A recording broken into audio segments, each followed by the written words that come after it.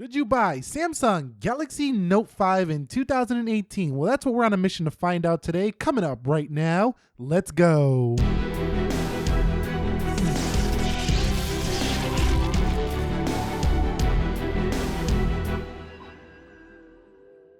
An old friend, the Samsung Galaxy Note 5. Should you buy it here in 2018? Let's run through some stuff and see if it's worth it. Headphone jack if you buy this phone. S Pen on board. One of the only phones you're going to get great S Pen software without buying a $1,000 Note 8 that has very similar software here on this device. 5.7-inch display on the front. That's a 2K AMOLED panel. It gets very punchy, very contrasty.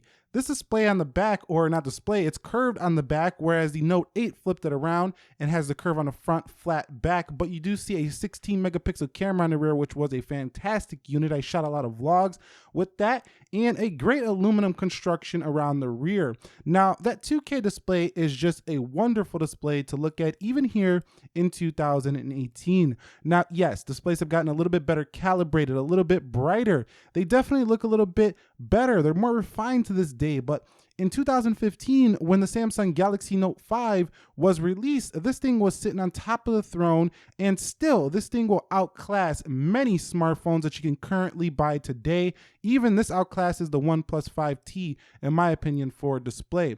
Now, you can see you can go up to 2K here, you can go to 1920 by 1080, and you can go to HD on this Nougat update. The Nougat update brought some lag, but it brought some good features as well. It's not overall the perfect software, but it still runs better than like iOS 11 ran on a 6S Plus when it first launched. Now, you can see that when you're watching video or doing anything with this display, it's going to be a fantastic experience, and I could wholeheartedly recommend this if you're looking for a great, one of the last 16:9 beautiful panels on a smartphone, unless they bring this trend back. So it's an all go on that display. One of the best features about this phone, hands down. Android 7.0 on my Note 5. Unfortunately, it hasn't had updates since then, not even security updates. So this is going to be a questionable, concern about getting a Note 5 in 2018 as the continuation of software updates. You probably won't see a lot more on this device, so let's hope it just keeps running really fantastic, as mine does run pretty fantastic.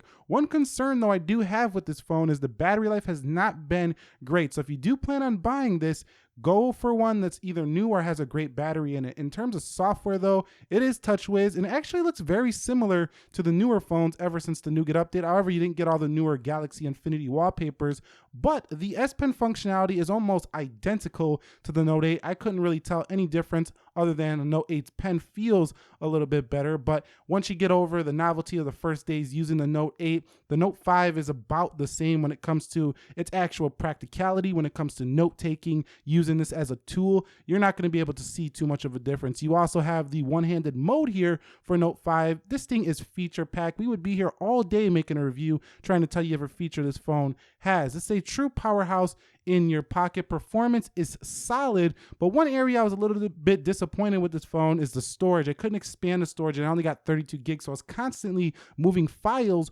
off of the phone onto Google Photos or onto a hard drive and having to delete a bunch of stuff. So that was a downside. The headphone jack sounds good with a pair of headphones, and it has no issues in my time using it, so it's been pretty reliable, whereas with my 6S Plus, I did have issues with that headphone jack. Now, you do get NFC here, as well as Samsung Pay, which works with pretty much any store you go to, and to this day I can still take the Note 5 out and it's spot on perfect every time. Now, in terms of camera, the camera on the Note 5, 16 megapixels, pro mode, slow motion, video collage, animated GIF, food, surround shot, rear camera, dual camera, fast motion, slow motion.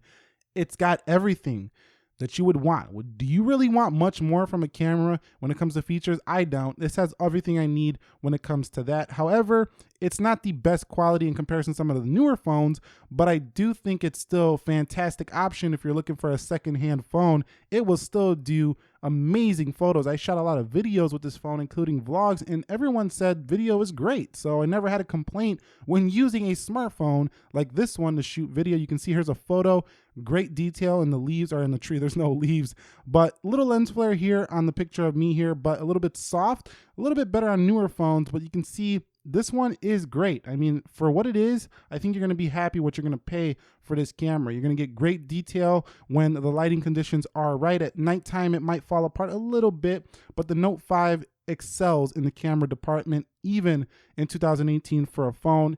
It's pretty great. Now, in terms of the weight, I always thought this was a pretty light phone and I enjoyed that a lot. But if you do drop it, you might get some cracked glass, but it's very durable if it doesn't hit the glass. But I would still all day recommend a case for this one. However, the aluminum construction around the rear is pretty sturdy. The glass does scratch and, get very fingerprinty and all kinds of, like smudgy on the rear. So keep that in mind. This definitely needs to be cleaned up a lot and keep a case.